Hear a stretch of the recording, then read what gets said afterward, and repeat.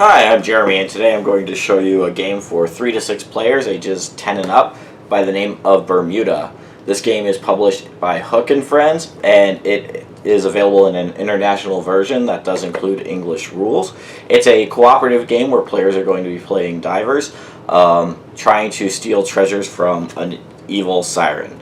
So I'll take a moment to show you the rules, and I'll come back and give you my thoughts on this rather unique cooperative game. Okay, so this would be what a 3-player setup of the game Bermuda might look like.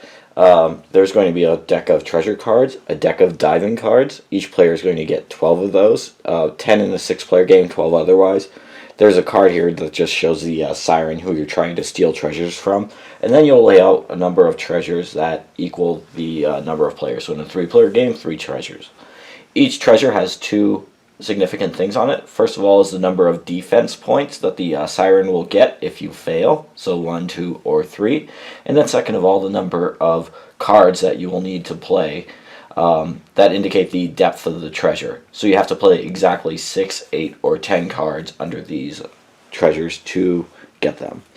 So the way that the game works is that players are going to simultaneously be playing cards to a pile in order to dive down and grab these treasures.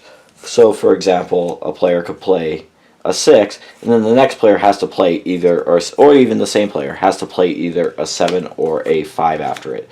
So you'll be creating chains like this, trying to lay down the number of cards that matches the number shown on the card.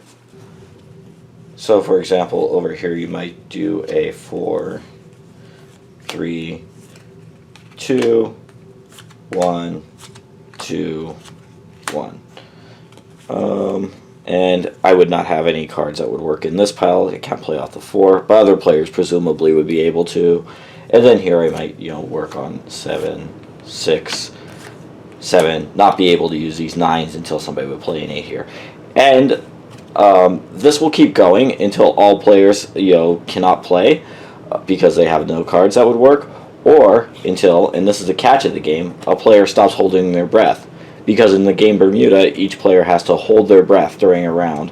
So a round only lasts as long as it takes for one person to need to take a breath. As soon as a person takes a breath, you immediately stop playing cards and you will score the round. The way that you're going to score a round is that you're going to check each column underneath each treasure. You'll see that if the required number of cards were played, 1, 2, 3, 4, 5, 6, and you'll check to make sure sequences were not broken. So 4, 3, 2, 1, 2, 1 is adequate. So this would count as a treasure that the players would be able to keep at the end of the game. That would be 1 point. You just would keep that off to the side. In this one, the players did not complete the sequence. There are only 3 cards. You need 8. This would go to the siren, and would be 2 points for the siren at the end of the game. Here, let's say somebody had done this. There would need to be 10 cards, but then also the sequence hadn't been broken. Somebody skipped an 8 here. Either one of those 2 things would cause the card to go to the siren. So you're going to play a number of rounds. I believe it's 5 rounds. And at the end of the 5 rounds, you're going to total up the number of these defense points that the siren has and compare it with the number of treasure cards that you've gotten. Each one of these will be 1 point. This would be 2, 3 points. If your team collectively has more treasure points than the siren has defense points, then you are going to win the game.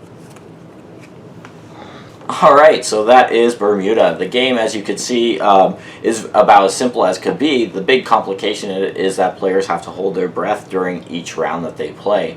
That means that each round is variable and in length, usually lasting about a minute or so, depending on the lung strength of your group of divers.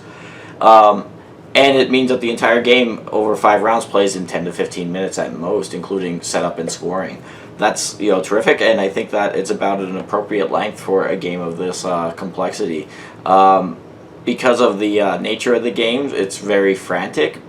Players are going to have a very easy task, simply playing cards out in a column, in sequence. But because they can't speak, because they're holding their breath, they are able to use hand gestures as if divers would underwater, which is, I think, a nice thematic touch. But because they can't speak, communication becomes somewhat muddled. And it's important to note that as you're laying cards underneath a treasure, if somebody makes a mistake, you're not allowed to pull that card back. That treasure is just lost to the siren. So that does make the game frantic. You want to, take time to make sure that your moves are going to be appropriate and to try and coordinate your moves with your limited number of cards with other players, but you have that awesome time pressure of having to hold your breath. So the game can get like physically exhausting in a way as you're trying to keep the round going as long as possible. So there is this real sense of desperation that I think few games get, and to have a real-time cooperative game like this where players physically cannot talk does I think remove the alpha gamer problem, where sometimes in cooperative games you have one gamer who is essentially telling each player what to do on their move. Here that's physically impossible just because of the requirements of the game and the extreme time pressure.